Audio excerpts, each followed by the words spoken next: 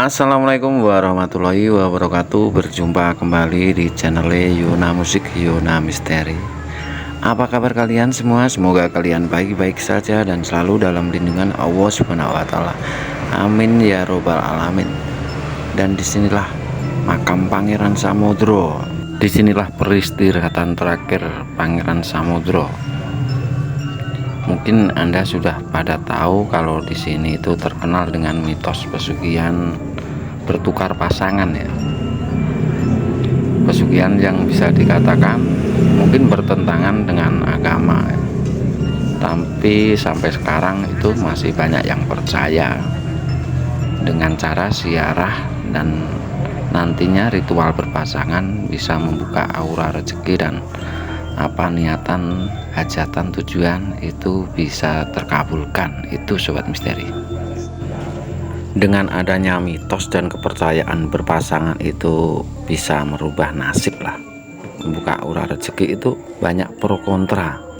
Akhirnya dengan berpasangan di situ tuh banyak sekali ya, bisa dikatakan orang yang mencari pasangan. Dan di satu sisi itu banyak sekali kupu-kupu malam, tuh lelaki hidung belang yang ke situ, ke makam Pangeran Samudro. Di kisaran di depan lah, di depan pintu gerbang itu banyak sekali orang yang ke situ mencari pasangan. Dan karena mitosnya itu sampai sekarang menjadi pro kontra ya. Sekarang kita mencoba mengulik teori sejarah dari Pangeran Samudro biar semua pada tahu ya. Beliau Pangeran Samudro merupakan salah satu penyebar agama Islam, dan dia merupakan putra dari Raja Brawijaya V. Beliau Pangeran Samudro lahir pada 15 Masehi, merupakan murid dari Wali Songo Sunan Kalijogo. Pangeran Samudro berperan penting dalam penyebaran agama Islam di Pulau Jawa, khususnya Jawa Tengah ya, Sragen, Blora, Cepu, Jawa Tengah, Jawa Timur lah, seputaran Gunung Lawu. Dalam penyebaran agama Islam, beliau melakukan perjalanan ke Puncak Lawu. Penyebaran agamanya Islam ditujukan di kisaran daerah sekitar Gunung Lawu ya. Beliau pengen bertemu dengan Sunan Kalijogo. Waktu itu mungkin dalam penyebaran agama Islam juga di kisaran Gunung Lawu ya. Dan singkat cerita, waktu di Sragen, tepatnya di Gunung Kemukus. Setelah sampai di Gunung Kemukus, Pangeran Samudro sakit ya. Kabar sakitnya Pangeran Samudro terdengar oleh pihak kerajaan dan Ibu Ontrowulan. Dia langsung menjenguk ke Sragen, ke Gunung Kemukus ya. Beliau menjenguk Pangeran Samudro hingga akhir hayatnya, dan akhirnya disemayamkan di Gunung Kemukus, tepatnya di Kecamatan Sumberlawang, Kabupaten Sragen, Jawa Tengah ya. Itu sedikit histori tentang sejarah beliau Pangeran Samudro yang merupakan tokoh yang berperan penting dalam penyebaran agama Islam di Pulau Jawa. Itulah histori tentang beliau Pangeran Samudro, dan mengapa kok masyarakat itu percaya kalau berziarah ke situ itu berpasangan itu bisa merubah nasib ya, bisa dikatakan pesugihan. kepercayaan berpasangan itu ada itu karena ada arah cerita yang membelokkan. Ada kabar kalau Ibu Ontrowulan itu punya hubungan gelap dengan Pangeran Samudro. Itu yang sampai sekarang dipercaya ya. Seiring berjalannya waktu di situ ramai banget dengan orang yang mencari pasangan, bahkan kupu-kupu malam itu banyak sekali kalau malam sakral. Hari-hari biasa itu, malam-malam biasa juga ramai, dan akhirnya timbul pro kontra. Kalau tempat di situ salah ya, dijadikan tempat maksiat, tempat yang salah. Dan di video ini Yona Musik ada salah satu komentar ya, kalau tempat itu harus dihancurkan. Di sini Yona Musik ya punya pendapat ya. Menurut saya sih bukan tempatnya yang salah, bukan makam Pangeran Samudronya yang salah, tapi orang-orangnya yang datang. Dia datang ke situ itu punya tujuan beda-beda masing-masing.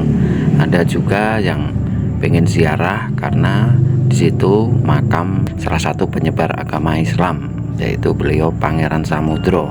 Dan ada juga yang punya datang dan punya cerita kalau di situ itu pengen cari pesugihan dengan berpasangan, katakan ya kasarannya zina gitu ya, karena bukan pasangan sahnya. Memang di situ ada juga yang punya cerita yang belok.